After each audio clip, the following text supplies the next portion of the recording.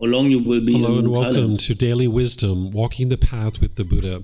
Today is our group learning program, and we'll be studying Chapter 10 in our book, Developing a Life Practice, The Path That Leads to Enlightenment. This chapter is titled, What is Merit? This is a type of wholesome Kamma that you're going to learn about and learn how to generate it, because this is something that you're going to need in order to be able to make your way to enlightenment. So I'd like to welcome all of you, and at the same time, invite you to join for our meditation, because we start each one of our classes with a meditation. I'm going to start with some chanting to ease us into the meditation, and then I'm going to come in with some guidance. Then there's going to be a period of time where it's just quiet and we're all meditating together. Then I'm going to come out of that meditation with some more chanting, and then that's where I'll start today's class. So if you'd like to join for meditation, you're more than welcome to do so. You're welcome to join for the chanting, and then I'll come in with the guidance afterwards.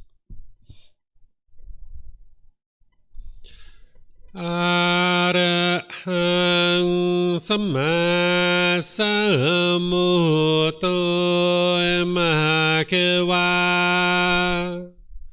Bhutang Mahakavanang Apivateyami Savakato Mahakavata Dhammo Dhammang Namasami Supatipano Mahakavato Savaka Sangho Sanghang Namami Namo Tassa Bhagavato Arahato Samma Sambuddhassa Namo Tassa Bhagavato Arahato Samma Sambuddhassa Namo Tassa Bhagavato Arahato Samma Sambuddhassa Iti piso Mahakava Arahang Samma Sambuddho Vicacaranang Sammuno Sakato Rokavitu Anutero Purisa Dhamma Sati Satatawa Manusarang Bhutto Bhagavati.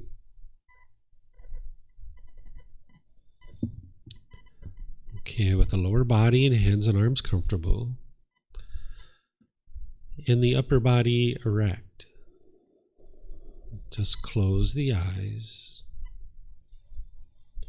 and start breathing in through the nose and out through the nose. Here you're just looking to establish the breath, a nice, natural, steady, consistent breath. Not forced or controlled, just a gradual inhale through the nose, experiencing the full breath. And then whenever you're ready, exhale out through the nose. Breathing in and out. Breathing in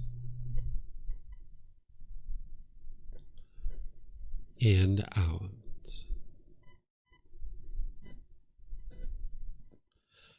Your breath may not match up with the guidance that I'm providing, and that's okay. This is your practice. I'm just here for guidance. You can use this voice as a reminder that whenever you get to the next inhale, breathing gradually through the nose, developing a nice, natural, steady, consistent breath. And then whenever you're ready, exhale out through the nose, experiencing the full breath. Breathing in and out. Breathing in and out.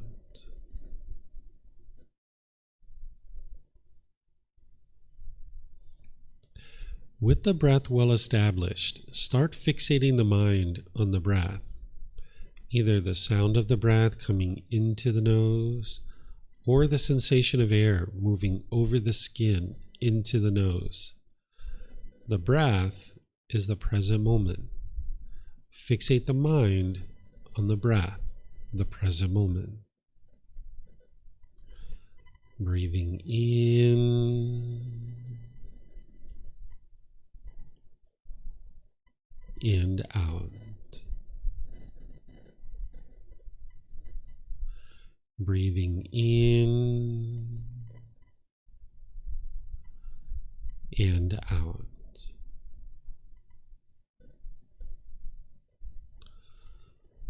With the mind focused on the breath, whenever you notice that it moves off the breath, cut that off, let it go, and come back to the breath, the present moment.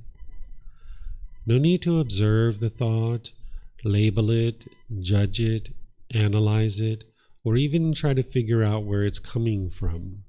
Whenever you notice that the mind is moved off the breath, cut that off, let it go, and come back to the breath, the present moment. Breathing in and out. Breathing in and out.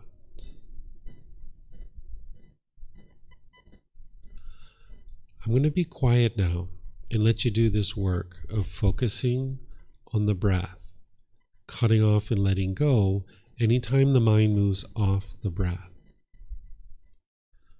You have nowhere to go. There's nothing to do. No one needs you right now. This is your time to focus on the breath. Breathing in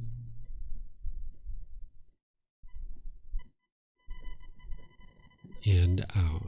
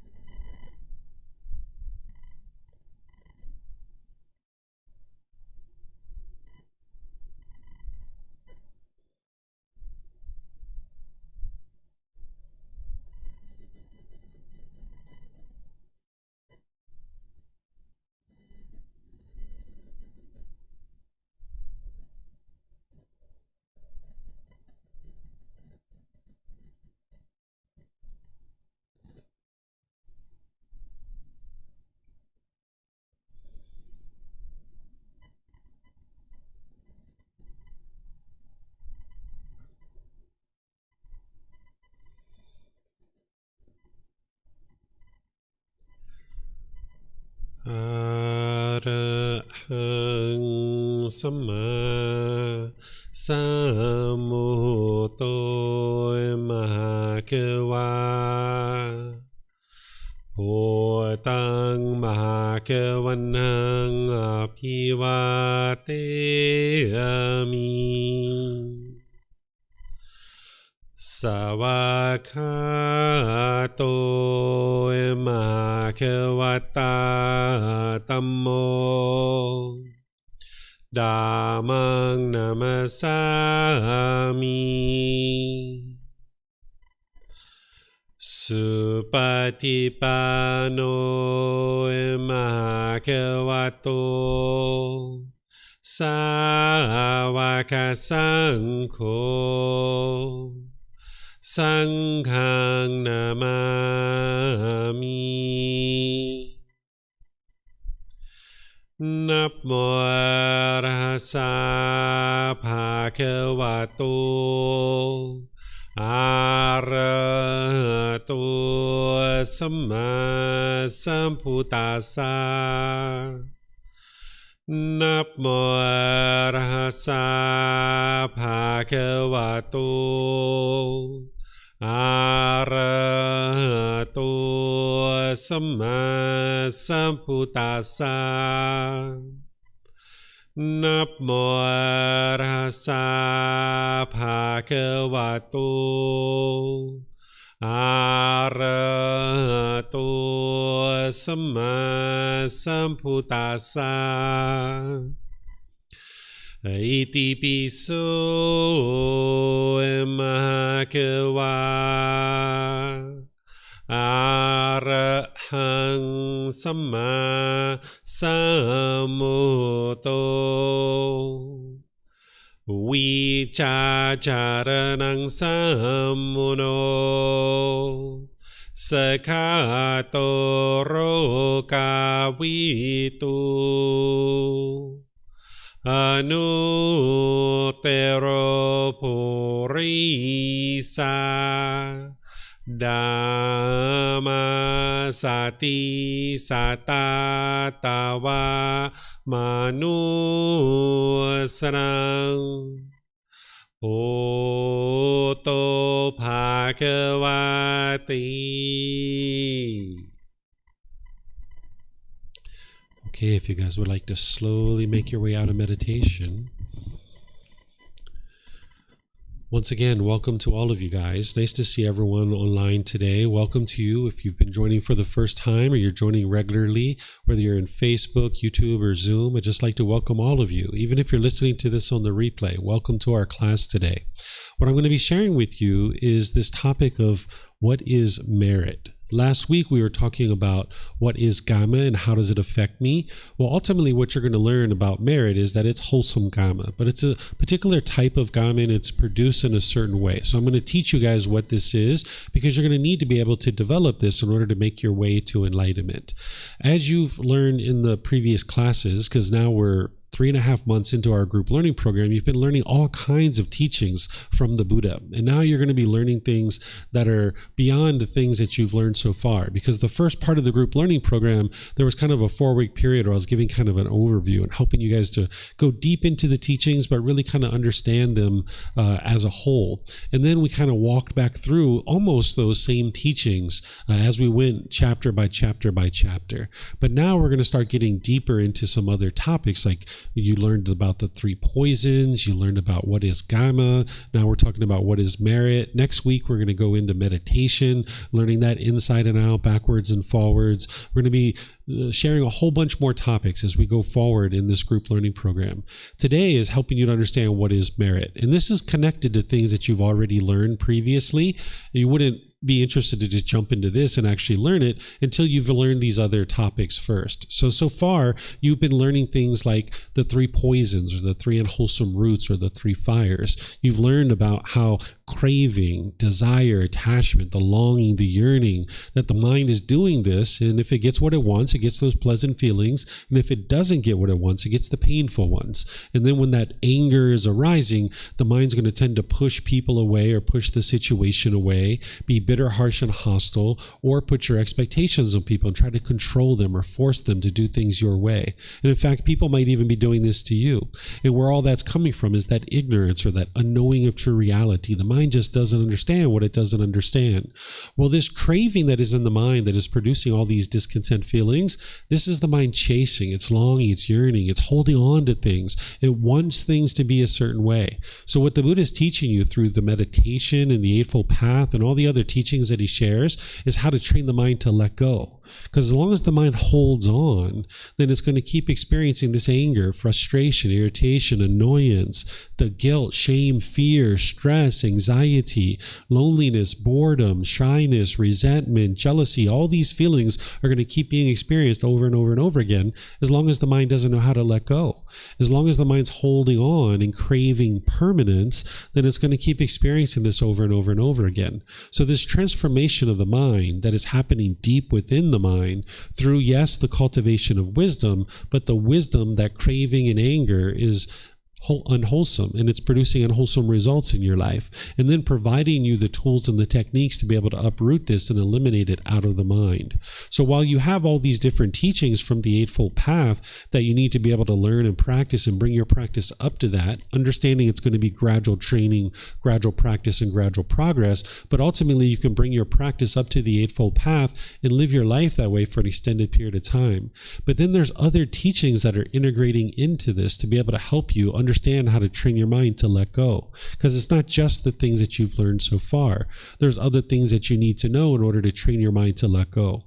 This breathing mindfulness meditation, that's training your mind to let go, right? The goal of this isn't to eliminate your thoughts. The goal is to notice your thoughts sooner and sooner and cut them off and let them go easier and easier. And that's going to train your mind to let go, let go, let go, right? Well, there's other teachings too. There's generosity, the giving and sharing of more than is strictly required in any given situation, such as your time, effort, energy, and resources. This is training your mind to let go. And you need to do this without any expectation of anything in return. You're going to need to practice generosity with lots of people around you, your family, your friends, even people you don't know, your coworkers, your neighbors, people like this. Training your mind that everything you do in life doesn't have to result in you getting something in return. That's the mind's longing, yearning, or craving. The mind thinks that if I spend 3 hours doing this, I want this in return. And if I spend 3 days doing this, I want this in return. The mind needs to be willing to give and share with others without any expectation of anything in return. So what you're going to learn here about merit is a particular unique type of generosity that you're practicing in order to help other people get access to the teachings. As I mentioned, you're going to need to practice generosity in many different situations. But whenever you're practicing generosity towards helping the teachings reach other people and helping other people get access to them, this is what's referred to as merit. And by you practicing this, it's going to help enhance the quality of your mind, but it's also going to help you to now come in contact with individuals who have wisdom that's going to be able to help you on the path to enlightenment. So I'm going to walk you through this and helping you to understand what merit is, using the words of the Buddha and some teachings to be able to help you. And as you guys know, you're going to be able to ask questions. So I'm going to walk you through this. And if you'd like to ask questions, you can put those into Facebook, YouTube, or Zoom in the comment section. Or in Zoom, you can raise your hand electronically and ask any and all questions that you like that way. So merit is the readiness and taking action to frequently give something more than is strictly required in any given situation, such as your time, effort, energy, or resources, without any expectation of anything in return, helping others to be able to get access to the teachings of the Buddha. It's important to keep in mind that when the Buddha was teaching this topic of merit, it's about giving time, effort, energy, and resources to him ultimately, right? So it's important to understand that he was teaching this not because he was trying to enrich himself. He was already rich. He was a prince destined to become a king. And he walked away from that into a life of homelessness, where he wore ragged robes and he just accepted donations from the street, such as food, clothing, shelter, and medical care. He didn't even accept gold and silver or land or anything worth any kind of value like that, because that was the currency during his lifetime, right? He wasn't teaching generosity and practicing this merit in order to enrich himself, because he already experienced being wealthy and rich, and he knew that that didn't lead to enlightenment. Of course, you're going to need a certain amount of wealth in order to sustain your life and be able to build your life and things like this. There's no harm in being rich. You can actually be rich and enlightened, actually. So there's no harm in being rich, but what you would like to be able to do is be able to acquire the resources that you need and then be willing to share those with other people. Not just ordained practitioners, not just teachers, not just temples, but also other people around you too. But there's two different things here. There's generosity and then there's merit. And I've created a diagram to be able to help you to be able to understand this. When the Buddha was teaching about merit, he was teaching to make offerings to what's called the Aryan Sangha. This is a Pali term that means the noble community. And he defines the noble community as anybody who's in one of the 4 stages of enlightenment. And you're going to see his words on this and more details on it. But first, let me help you to be able to understand through this diagram what is generosity and what is merit, because these are two different things and they're both helping your mind. So generosity is the practice of giving and sharing more than is strictly required, such as your time, effort, energy, and resources, without any expectation of anything in return. And you can practice generosity with anybody and everybody, right? You're going to the market and you're getting some mangoes. You know, your neighbor likes some bananas. Hey, toss some bananas in there, right? Like, it only takes you 30 seconds or a minute and you can get these bananas and give them to your neighbor. But you need to do this without any expectation of anything in return. That your neighbor is not going to get you bananas tomorrow. You shouldn't have that expectation. You're just giving and sharing without any expectation of anything in return. Or say you're going into a store and there's someone behind you and you might decide to hold the door for them because you'd like to let them go in before you. You need to be able to do this without any expectation of anything in return, not even a thank you. Because if you're standing there at the door expecting a thank you and this person doesn't say thank you, you'll cause your mind to be frustrated or agitated or annoyed. Because of the universal truth of impermanence, not everybody that walks through this door is going to say thank you, because if that was the case, then that would be permanence. So we know already that not everyone's going to say thank you. So if you're standing there with the expectation of a thank you, you'll cause your mind to be frustrated because you're not practicing pure generosity at that point. Because this person going through the door, they might be thinking about what they're trying to get out of that store. They might not even see you standing there holding the door because they're just so focused on what they're trying to get out of the store. So when you're practicing generosity, this is to enhance the quality of your mind. That's what you're actually doing. You're enhancing the quality of your mind, training your mind to let go and not have expectations and longing, yearning, and wanting things for yourself. Learning how to give and share and be joyful in sharing with other people. You know, we're taught as children to share. We're taught to share our toys typically. And we might do that to a certain degree as we're growing up. But then as we age and we start working for ourselves and we start making money and we start having all this energy and effort to make money, that's where the mind oftentimes becomes selfish. It's like my money, my phone, my clothes, my jewelry, mine, where we didn't understand the reason why we were taught to share as a child. So therefore we might have stopped sharing, right? So now you're going to understand the reason why you're taught to share and practice generosity, because it trains your mind to let go. And by training your mind to let go, then you're going to see that those discontent feelings will slowly be reduced and then eventually eliminated. So whenever you're practicing generosity, that's beneficial for you. And if you'd like to determine whether or not this is merit or not, all you need to do is ask yourself this question. Was this an offering to a teacher to support the continued sharing of the teachings of the Buddha to help others attain enlightenment? And if the answer is no, then you're experiencing these benefits. You're experiencing the elimination of craving, desire, attachment in your own mind. That's enhancing the quality of your mind, training your mind to let go, because you're practicing generosity with anybody and everybody. And then you're also experiencing the elimination of this selfishness in the mind, producing wholesome Kamma for yourself when you're giving and sharing, right? So you're experiencing these benefits. But if you're practicing generosity where you're giving and sharing, and it is is to support the continued sharing of the teachings of the Buddha, the answer is yes, then you're still getting those same benefits, that you're enhancing the quality of your mind because you're training your mind to eliminate craving, desire, attachment. And you're also eliminating the selfishness that's in the mind, getting to the point where you're producing more and more wholesome Kamma for yourself. But then you're also helping others to get access to the teachings. And by helping others get access to the teachings, this is what's referred to as merit. This isn't mystical or magical. It's not some powerful thing that, just kind of poof out of the sky. It's not a bank account or anything like this. You're going to learn and understand more that this is not only enhancing the quality of your mind, but you're going to, in order to practice merit, need to come in contact with people who are actually practicing the teachings very closely, which provides you the opportunity to cultivate wisdom.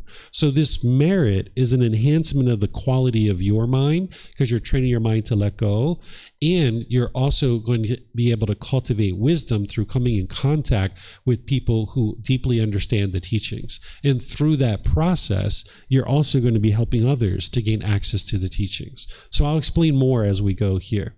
So this is a teaching from the Buddha where it's called the unsurpassed field of merit for the world. I'll read it to you and I'll teach it to you like I typically do.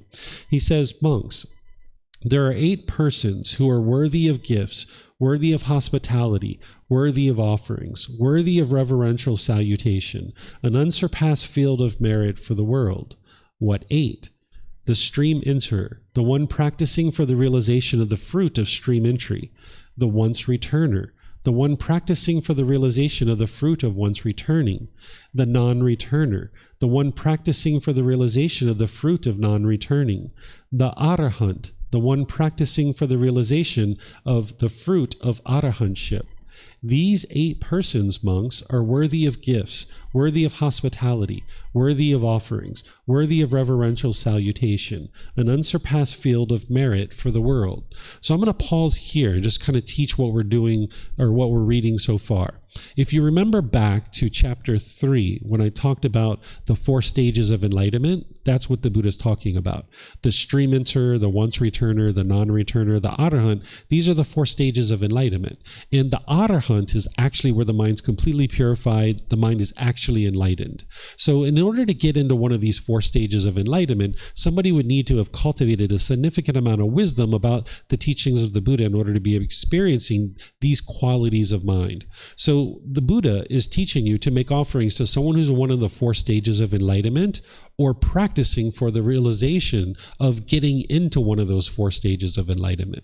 If you can imagine during the lifetime of a Buddha, there were thousands and thousands and thousands of people that were practicing the teachings, or at least learning them to some degree, right? There were tons of people. There was a certain group of people around him that were practicing the teachings very closely, but there were people in the outer fringes that were learning the teachings but weren't necessarily practicing them closely.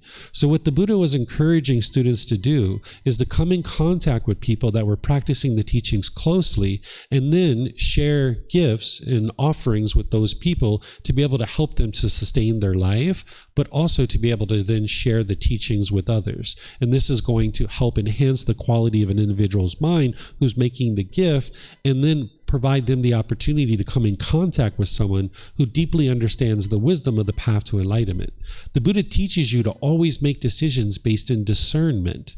All decisions need to be made based in discernment. What discernment is wise decision making. So even wherever you practice giving, whether it's towards the teachings of the Buddha or even somewhere else, you would like to use discernment or wise decision making, making sure that your generosity is going to be for the benefit of some other beings, right? So if there were a core group of people around the Buddha, and then there were people in the outer fringes who were kind of not really practicing the teachings very closely, the Buddha was ensuring that you knew to really practice generosity with the people who were practicing the teachings the closest. So let's just say there were ordained practitioners or teachers like me who were out there using profanity and smoking cigarettes and using drugs and alcohol and having sex with different people and all these different things. Well, if they're doing these kinds of things, maybe they're even gambling or things like this, and you actually provided offerings to them, your offerings are going to those kinds of things. But if you're supporting and helping an individual who is deeply practicing the teachings to be able to then share those teachings with other people, now you're actually supporting those things, right? And then you're coming in contact with somebody who's deeply practicing the teaching so that you can cultivate wisdom as well. And that's where the real benefit is for you in order to practice this merit, is coming in contact with someone who's deeply practicing the teachings. And early in someone's practice, they might not be able to tell whether someone's in the first, second, third, or fourth stage of enlightenment. You might not have that level of wisdom to even figure that out. So the Buddha actually gives guidance in other parts of his teachings where he gives you some very basic things to be able to help you to determine whether or not someone's practicing the teachings closely or not. He teaches you to pay attention to the person's mind. And he says that if somebody is muddle-minded, that this person isn't practicing the teachings very closely, and it would be unwise to support that individual with any kind of offerings. What a muddled mind is a mind that lacks concentration and focus and clarity. Because if someone isn't practicing the teachings very closely, their mind is going to have those pollutions of the 10 fetters or the 3 poisons or 3 unwholesome roots, and their mind's going to be polluted and muddled and lacking concentration and focus. So if you support that, then that individual isn't practicing the teachings very closely. So you would like to look for an individual whose mind is focused and clear and concentrated. And you like to look at the person's practice and see, are they practicing right speech and right action and these other kinds of things? And you need to be able to do this in a way where you're not judgmental, that you're not looking down on the people and judging them, but you're just doing it based in discernment and just kind of observing what you see.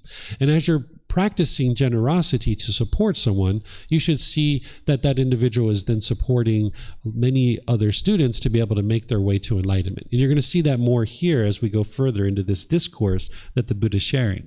He says, the 4 practicing the way and the 4 established in the fruit. This is the upright community, composed in wisdom and virtuous behavior or moral conduct. For people intent on sacrifice, for living beings seeking merit, making merit that ripens in the acquisitions, what is given to the community bears great fruit. Okay, so here he's just summarizing what he just said, which is the 4 practicing the way. That's the 4 in the practicing the way to get to one of the 4 stages of enlightenment, and the 4 established in the fruit. That's the 4 individuals that are established in one of those 4 stages of enlightenment. He calls this the upright community. In other discourses, you'll hear him refer to it also as the straight community, composed in wisdom and virtuous behavior or moral conduct. So we might think that in the lifetime of a Buddha, that he's the only game in town and like everybody would be interested in studying with the Buddha. But the thing is that not everybody understood he was a Buddha during his lifetime. There were other teachers that were claiming that it was their teachings that led to enlightenment. So there were plenty of other people teaching, including the Buddha himself. A Buddha doesn't go around and try to convince people that they're a Buddha. They just start sharing their teachings because they're independently verifiable. And there's going to be other people who are still teaching during that person's lifetime because not everybody knows that person's an actual Buddha. So the Buddha knew that it was his teachings that led to enlightenment, and he referred to his community of students as the upright community or the straight community, composed of wisdom, meaning they have a lot of wisdom, in moral conduct, right? Because those are the individuals that he knew were practicing the teachings very closely. Then he says, for people intent on sacrifice, for living beings seeking merit, making merit that ripens in the acquisitions. What that means is that if you're practicing generosity with one of the people in one of these 4 stages of enlightenment, or one of the 4 people practicing to get into one of those 4 stages of enlightenment, that means you're going to be able to come in contact with them, cultivate wisdom, and now acquire this wisdom that's going to help you to now also potentially get into one of those 4 stages of enlightenment. And then he says, what is given to the community bears great fruit. What he's talking about here is that anybody who is sharing the teachings of the Buddha would be doing this at no cost, right? If you're putting price tags on your courses and retreats and things like this, if people decide to do that, that's a choice for them to make, but that's not what the Buddha actually taught, because the teachings need to be open and accessible to all beings. And if we put price tags on our courses and our retreats and things like this, then people aren't going to be able to get access to them. So there's a certain group of disadvantaged beings that immediately wouldn't be able to pay $500 or $1,000 for some course or retreat or something like that. And we might say that those people actually need the teachings the most because they're struggling the most in the world, and they really need these teachings to be able to build up their life. But if there's a price tag on it, that means there's a barrier, there's a hindrance, there's an obstacle that they can't actually get access to the very teachings they need to get out of that disadvantaged situation. So the Buddha teaches individuals that if they're going to share the teachings, that you essentially let go of your worldly life and fully share the teachings, and you share those at no cost, and you practice generosity. And now, as you're receiving support from your community of students, that you use a small portion of that for your own necessities to sustain your life, like food, clothing, shelter, and medical care. But then that teacher should be giving something back to the students. This is the mutual support that the Buddha talks about, that there should be a center that you can come and visit, and you can see that there's a place to learn and grow and develop, that this teacher is willing to spend time with you to help you grow and learn and develop in courses and retreats and personal guidance and all the different things that a teacher would need to be able to do in order to share the teachings with you and help you grow and develop on the path. So that's why the Buddha is saying that what is given to the community bears great fruit, because you're not just giving a donation to a teacher, you're giving a support of your time, effort, energy, and resources to the community. And this teacher is just choosing to use a certain portion of it in order to sustain their life, but then they're giving back to the community and helping the community to learn and grow and develop. And of course, in this type of environment, you can see that there's some people who choose not to practice this, right? There was actually a case here in Thailand several years ago where an individual was an ordained practitioner. They were accepting donations from the community, but they weren't using it in the way that the Buddha was describing here. This individual was buying Fendi bags and Gucci sunglasses. They were flying around in chartered jets and things like this. And of course, this person was posting it on Instagram and Facebook and all these kinds of things. And the Thai people found out about it. And when they did, they sent the police to go investigate and arrest this person. And when they did, this person left Thailand and they went to the USA. And then the Thai people put out an Interpol warrant to be able to arrest this person. And they had the US police arrest them in the USA. They extradited the person back to Thailand.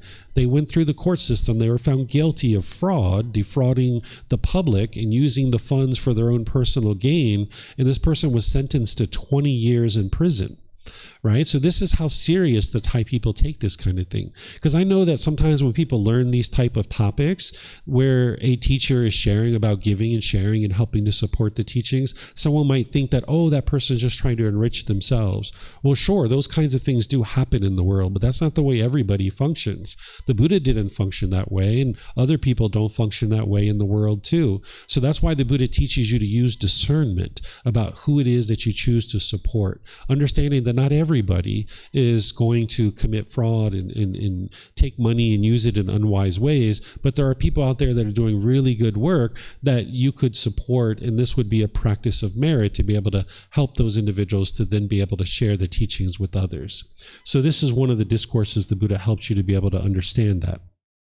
A practice of generosity is helping a practitioner to eliminate craving, desire, attachment from the mind, which is the cause of discontentedness. And of course, that's also the cause of rebirth as well. So by eliminating craving, desire, attachment, you're eliminating this discontentedness, where you'll notice that the mind will slowly become less and less agitated and frustrated, more and more peaceful. But you're going to need more than just generosity.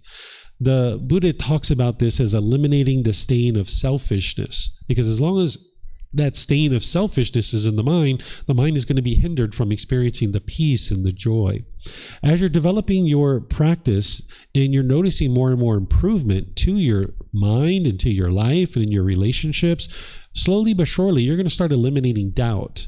You might have that fetter of doubt in your mind where you have doubt about the Buddha or his teachings or the community or your teacher or your own ability to get to enlightenment. And that doubt will hinder you from being able to make progress on the path. But slowly but surely, as you see improvement to the condition of the mind in your life, that doubt's going to slowly dissipate. And you're going to have no doubt that these teachings are leading to enlightenment, because you're going to see that in situations that you were once angry or frustrated or irritated or annoyed, you're in that same situation and you're not experiencing those same difficulties and struggles. So that might be a time where you decide, when you start seeing the improvement through these teachings, that you'd like other people to get access to these teachings, and you might be willing to support the continued sharing of the teachings of the Buddha.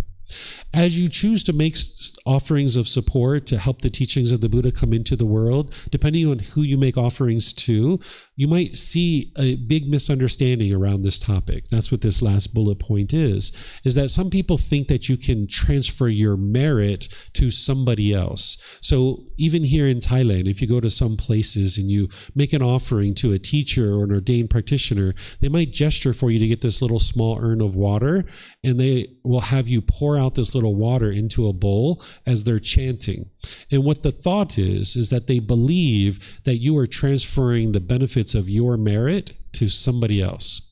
Well, if you understand the benefits of merit, then you understand you can't transfer that to somebody else. It's not possible, because you're enhancing the quality of your mind. You're eliminating craving, desire, attachment. You're eliminating your selfishness, and you're cultivating wisdom by coming in contact with somebody that deeply understands the teachings. And you can't transfer that through some kind of rite, ritual, ceremony, or worship to somebody else. It's just not possible. So you might see this in different places, and if you see it, you'll know what it is, and whether you choose to do it or not is up to you, but you'll see that it's not possible to actually transfer the benefits of what you're experiencing. And if you remember back to last week's class, we were talking about the natural law of Kamma. You remember the Buddha talked about that you are the owner of your Kamma, the heir of your Kamma. Whatever Kamma you do, wholesome or unwholesome, you will experience the results of that, right? So you can't produce wholesome Kamma for somebody else. It's not possible. And what merit is wholesome Kamma. So you can't transfer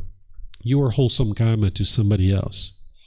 Here's another teaching from the Buddha on this topic, that there was a female who had asked him a question about making an offering, and he was sharing details here about how to make an offering. If you're going to ever choose to make an offering, it's helpful to know how to do that.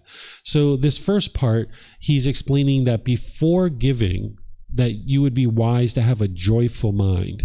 And in the process of giving, that you're calm and confident in your gift. And then when you're done giving, that your mind is still joyful. What he's teaching you here is how to protect your mind. That before you make an offering, you should put some thought into it. If you're going to share your time, effort, energy, or resources, you need to do that from the middle way too.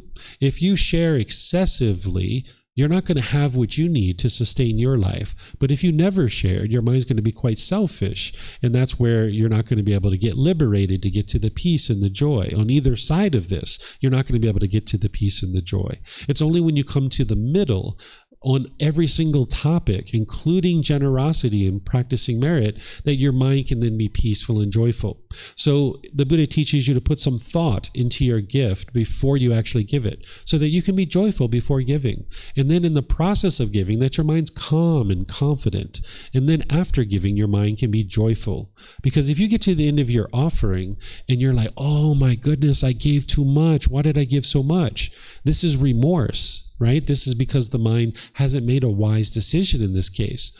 Or if you get to the end of your offering, you're like, whoa, I should have gave more. I'm so selfish. Why didn't I spend more time helping those people? Or why didn't I give a larger donation? So your mind can have remorse. So you would like to be joyful before giving and after giving, and calm and confident in the process of giving.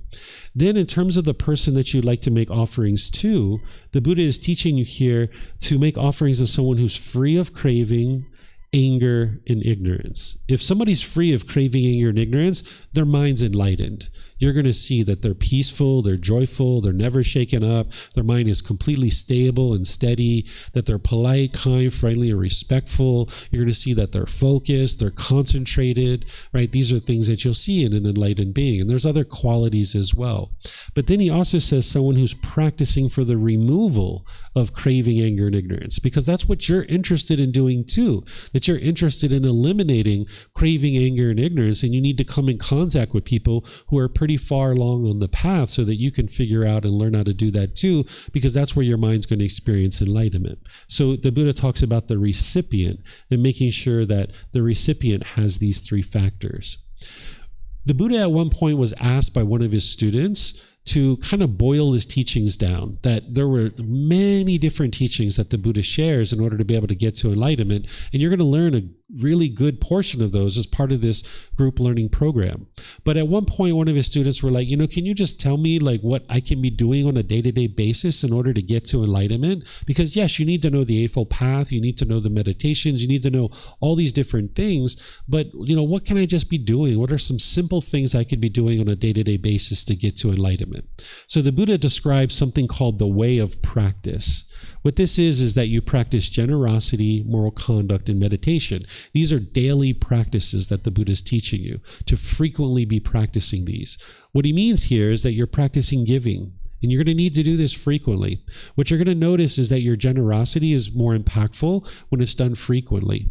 If you were going to give $500 to an orphanage once a year, that's not going to be as impactful as giving $1 a day, because your mind's having to let go more frequently. So all throughout your day, you would like to be practicing generosity, where you don't have any expectation of anything in return. And this is a daily practice where you're regularly practicing generosity. And remember, it's not just money that you're practicing generosity, it's your time, effort, energy, or resources, right? So maybe you come out of your house and your neighbor's trash is blown all over their yard, right? And maybe they're even on vacation, they're not even home. And you just decide, I got 5 minutes, let me pick up their trash, right? And let me just put it nice and neat over here or out of the way where it's not going to happen again. And maybe you don't even tell them that that's what you did, right? Because you're not expecting anything in return. You're just practicing generosity for the sake of sharing with others, your time, effort, energy, and resources. So you'd like to do this frequently. And if you can find small little ways to do this where you can integrate it into your life, it makes it very easy for you to do it. Like I mentioned, going to the market and buying just a couple of extra things for other people, because you're already there buying things for yourself. It just takes an extra few seconds to buy things for other people. So if you're going to a store and you're buying yourself a chocolate bar, buy 2 or 3 or 4 more, right? Share it with somebody else. It doesn't take you much more effort to do that. Whereas if you have to literally get in the car, you have to drive 3 hours, you have to do something for 4 hours, and you have to drive all the way back. Sure, you might do this from time to time, but if you're going to do the practice of generosity regularly, the way the Buddha is teaching you, you're going to need to figure out ways to integrate it into your day-to-day life. So you'll need to be creative and look at ways to do this. Then the Buddha teaches you to improve your moral conduct on a daily basis, be it paying attention to your speech and your actions and your livelihood from the Eightfold Path, and improve that. Because as long as you're putting out unwise moral conduct and you're causing harm to others, this is all just going to come back to you. So you would like to shut that down as soon as possible. It's kind of like if you had an oil pipe and it busted and it was spewing oil all over the world. You're not going to go clean up the floor first. You're not going to clean up the ground first. You're going to shut the oil pipe down, right? So you can clean this up, right? So that's what it is to improve your moral conduct, is to shut down this oil that's spewing all over the world. All this harm that's spewing all over the world, you need to shut that down. Because as long as you're putting that out, it's going to just keep coming back to you. So gradually, slowly but surely, improve your moral conduct where you're improving day by day and paying attention to that. It's a daily practice. Then the meditation. This is a daily practice as well, that daily you would like to be building up to 2 or 3 sessions per day for 30 minutes or more, focusing on breathing mindfulness meditation first, but then loving kindness meditation as well. This is going to help you bring down your craving and bring down your anger, right? And understanding that it's going to be maybe 6 months, a year, even 2 years to build up to this kind of frequency and this duration. Again, the frequency is actually more important than the amount, right? So if it was a matter of 1 meditation for 30 minutes or 2 for 15, in a given day, the 2 for 15 are actually going to be more impactful to your mind. So you would like to do meditation frequently throughout your day and then just gradually expand to more and more. So you can be practicing generosity, improving your moral conduct, and practicing meditation on a daily basis. And of course, you're going to need other teachings to be able to help you with that. And that's why merit is so important, because without practicing merit and generating generosity where you're giving and sharing for the continuation of the teachings of the Buddha, you're never actually going to be able to learn the moral conduct in the meditation. So that's why the Buddha is teaching you to practice generosity regularly, because it's training your mind to let go and practicing moral conduct where you're not spewing this whole harmful conduct into the world, and you're practicing the meditation, because that's what's going to help you to practice the moral conduct. Without the meditation, you're not going to be able to practice the moral conduct very easily. So this is called the way of practice, and this is what you'd like to be focusing on a daily basis, is working on each of these 3 areas. Some more teachings from the Buddha. This is something that's very impactful when I read it the first time. So I usually teach this when I'm sharing this particular topic. It's titled, If Beings Knew the Results of Giving and Sharing. The Buddha teaches monks, if beings knew, as I know, the results of giving and sharing, they would not eat without having given, nor would the stain of selfishness obsess them and take root in their minds. Even if it were their last bite, their last mouthful, they would not eat without having shared it, if there was someone to share it with. But because beings do not know, as I know, the results of giving and sharing, they eat without having given, and the stain of selfishness obsesses them and takes root in their minds. So what's the results of giving and sharing that the Buddha knows that other people don't know? Because he's saying there's this thing that he knows that other people don't know, and if they knew this thing that he knew, they would not eat without having shared it, if there was someone to share it with. Well, what he's talking about here is the peace and joy of enlightenment. If you understood that generosity is what leads to the peace and joy of enlightenment, you would not eat without having shared it. But because beings don't understand how peaceful and how joyful the enlightened mental state is, they continue to be selfish, right? If everybody in the world could just experience enlightenment for a few minutes or a few hours or a few days and see how peaceful and joyful that mental state is, and then they actually had to attain it, they wouldn't let anything stand in their way of getting to that enlightened mental state, because it's so peaceful and so joyful, right? So that's what the Buddha is talking about here, is that there's this peace and joy that people don't understand, they don't know about it, and they don't understand that generosity is what's helping them to be able to get to it. So therefore, they don't give and share. And he's talking about food here, which I think is interesting, because in the unenlightened state, human beings tend to function very much like animals, right? We're not animals, we're humans. We can evolve past our animalistic instincts and become better and better human beings. But in the unenlightened state, we tend to function very much like animals. And one of the things that animals do is they tend to hoard their food. And this is something that human beings can do in the unenlightened state, is kind of hoard food, right? Can be very stingy and selfish with our food. So that might be an area that you start practicing to give and share. Right? This is really helpful for the mind to be able to give and share your food. Like say you go to the store and you get a bag of potato chips and you're around your friends and you pop open this bag of potato chips. Maybe you send it around the circle and let your friends get some potato chips if that's what they would like. And if the bag comes back to you and there's only one potato chip, well, just eat your one potato chip and go get another bag, right? No big deal. So here in Asia, they share food quite extensively, that it's pretty common if you go into a household and you eat, all the food goes in the middle and everybody shares. What you do is you take 2 or 3 spoonfuls and you put it on your plate, you eat those 2 or 3 spoonfuls, and then you get another 2 or 3 spoonfuls, and then you eat that, and then another 2. And everybody's doing that same kind of thing.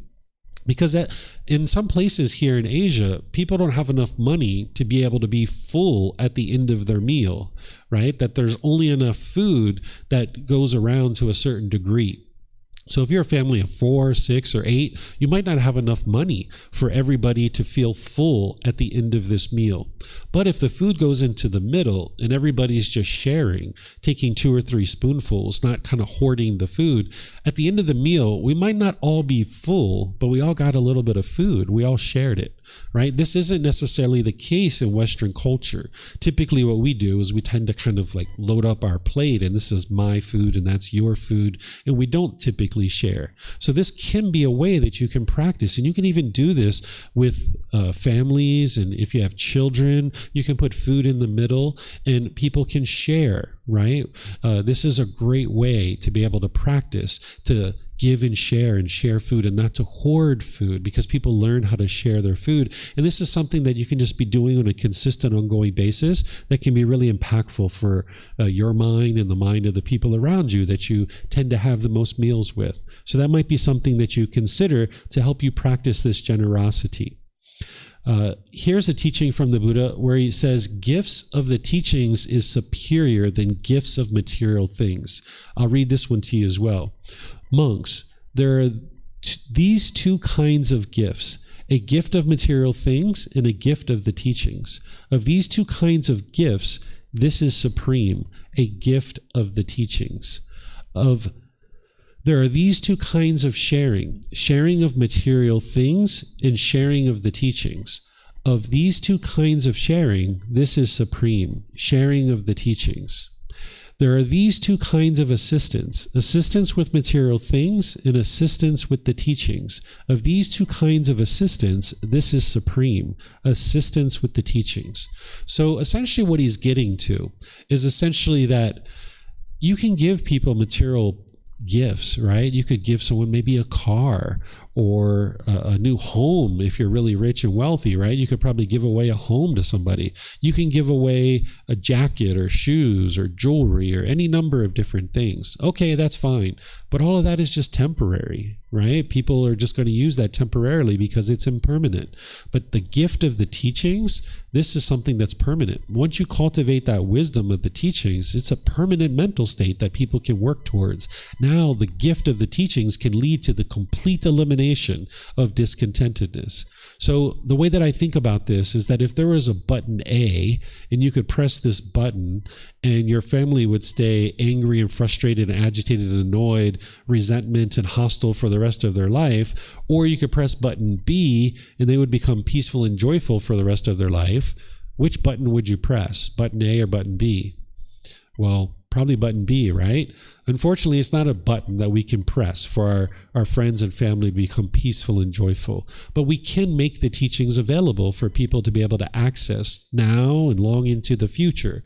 And you might not have the ability to go out and start sharing the teachings and helping people get to enlightenment. And you may never decide to actually do that because maybe you're interested in being a business owner or a politician or an artist or something like this. And you can be enlightened and do any number of those kinds of things.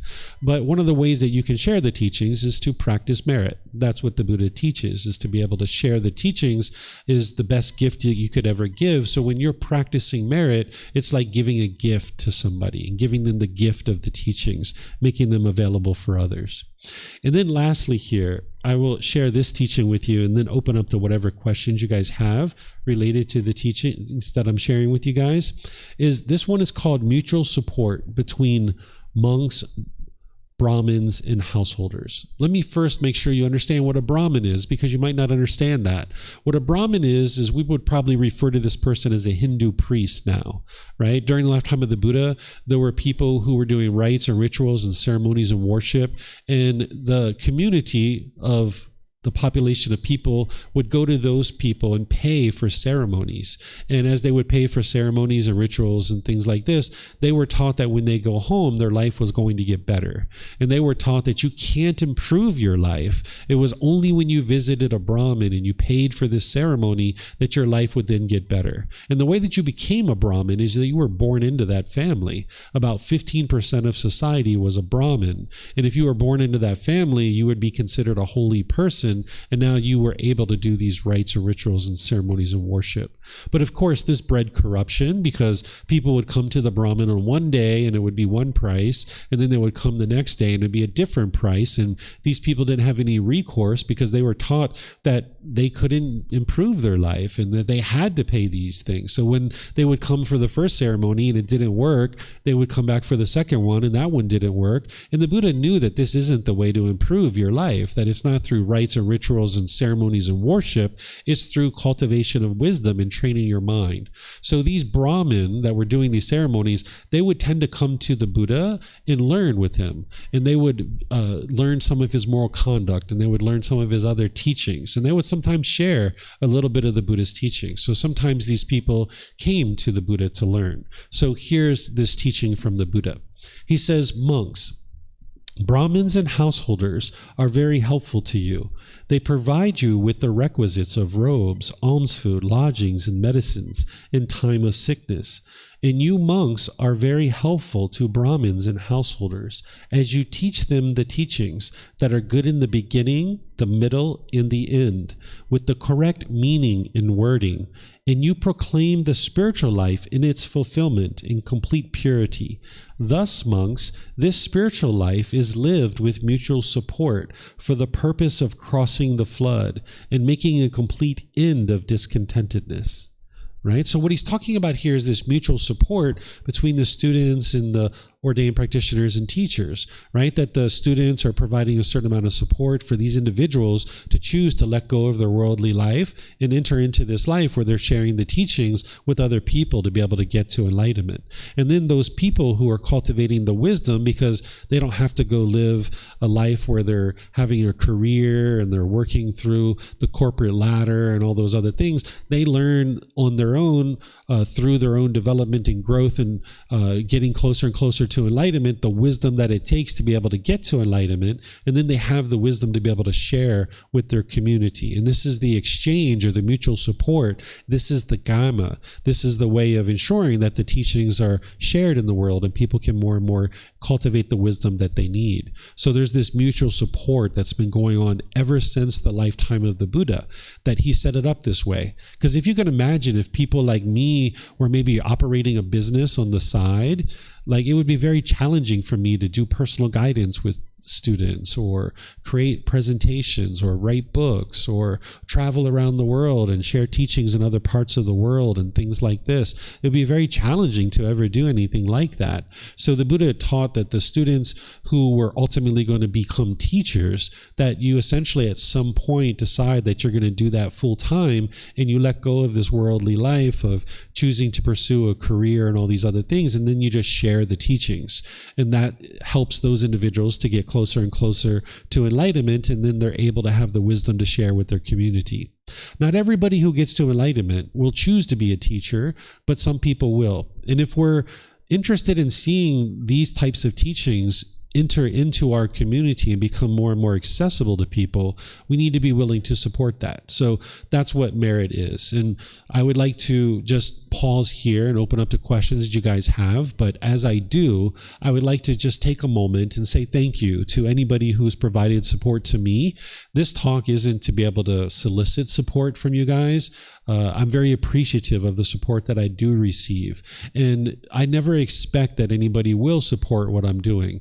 Obviously, I share the teachings at no cost, but there is a cost associated with sharing the teachings. And I use a small portion of what's given to me in order to sustain my life. But then I use those resources to be able to help offer the teachings to other people through buying meditation cushions and supplies like this microphone that I'm talking on. Or here at the temple, we have carpets and we have paper towels and toilet paper and cleaning supplies and all different kinds of things that need to be purchased. So whether you ever choose to support me or not, it doesn't matter, because to me, I'm here to help you unconditionally. I love you. I'm interested in helping you to get to enlightenment. And whether you choose to ever support me or not, that's a choice for you to make. I have no expectations of any students ever supporting me.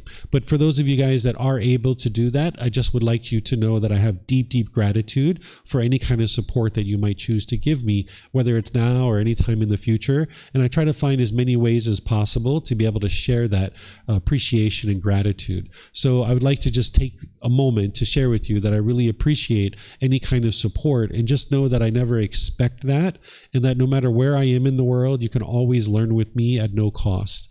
And because there are people who do choose to support me, and it allows me to help you.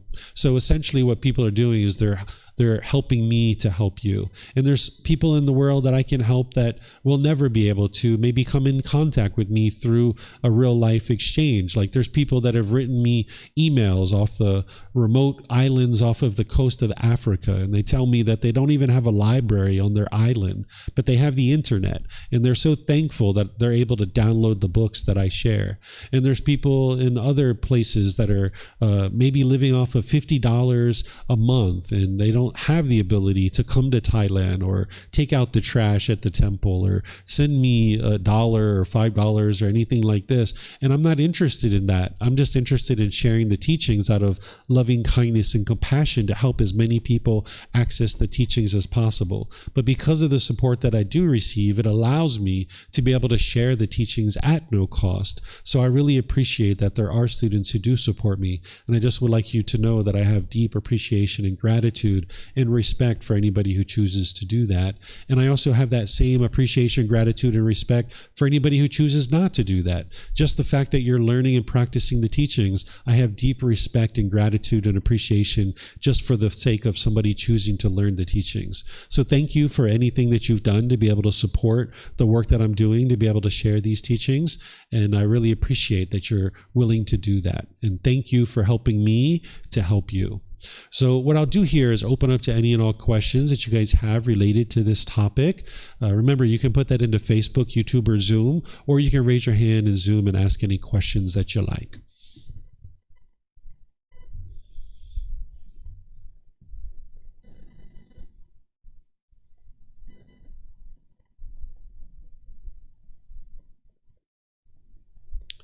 Okay, I'm not seeing any questions anywhere. All right, so what I'm going to do then is I'm just going to end class here by once again thanking you for joining the class. Thank you for being interested to learn and practice the teachings. As you guys see, I'm at the temple today. We started a new program here that at 6:30 p.m. I'm doing meditation with the community over at the main temple building, because I teach in a separate building. There's a main temple building which was built 500 years ago, and there's not much that goes on in there. There's just a bunch of big statues, beautiful artwork. It's an amazing building, but there's not much that goes on there. And on Sunday nights, there's a walking market here where there's tons and tons of people in this area of the city. And I've always been interested in teaching over there on Sunday night. And the abbot asked me to teach over there, and he's supporting me to be able to teach over there. So I use some of the resources that you guys have shared with me to be able to purchase equipment to be able to teach over there. And what I do is at 6:30, I just started it for the first time tonight. I teach meditation over there. And we had a large group. There was about 30 people that came for this meditation. And I guided them in meditation and shared some teachings with them afterwards. And then since I wasn't able to get home in time to be able to teach this class, I decided to just teach here in the classroom. So what you're probably going to see is me teaching here in the classroom each Sunday from now on, because of this particular event that I'm going to now be doing here at the temple at 6:30. So these are the kinds of things that I can do because I'm always looking for ways to help the teachings to shine in the world more and more so that more people can get access to them. And since there's this walking market with literally probably a good 50, 100,000, maybe even 200,000 people that are out here in this market walking back and forth, I was like, hey, why don't we teach a class here and let people come in and come learn some meditation and stuff. So that's what I'm starting to do. And it started out, it was already successful with a lot of people joining, and it's probably just going to grow more and more as we go forward in the future. So thank you guys for the support to allow me to be able to do things like that. So next week, we're going to be in chapter 11, which is titled Meditation, Developing Your Practice. This is where I'm going to teach you all the ins and outs of meditation. I'm going to teach you not only breathing mindfulness meditation and loving kindness meditation, but I'm going to teach you these other two specialized meditations, one to help you eliminate sexual cravings and one to help you to realize non-self. So we're going to go through all of the ins and outs of meditation and helping you to understand those 4 types of meditation. These are the only 4 types of meditation that you would ever need. There's 2 primary meditations and then 2 specialized meditations. You would never need to learn anything beyond this in order to make your way to enlightenment through the teachings of the Buddha.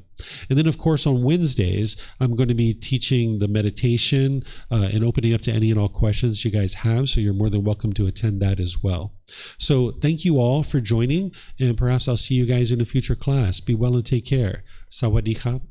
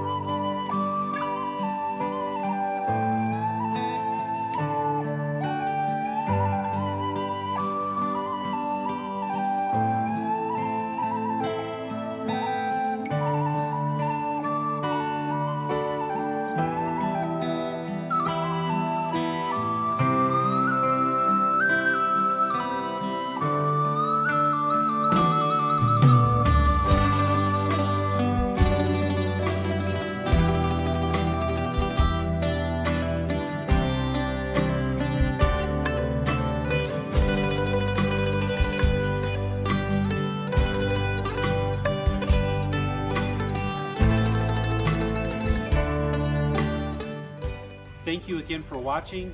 Enjoy your meditation. Look forward to seeing you online and answering any questions that you might have. Thank you so much.